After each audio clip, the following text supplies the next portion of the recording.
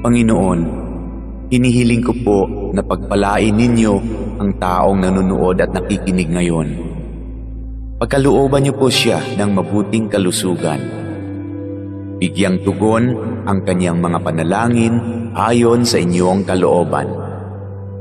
Loobin niyo po na magkaroon ng agarang solusyon ang problemang kanyang kinakaharap, lalo na ang problemang pinansyal at problema sa kanyang karelasyon at mga kaibigan.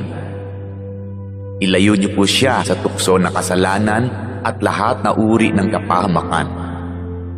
Panatilihin niyo po sa kanyang puso ang pagkakaroon ng malasakit at pagmamahal sa kapwa, katulad ng kanyang pagmamahal sa inyo na aming iisang Diyos.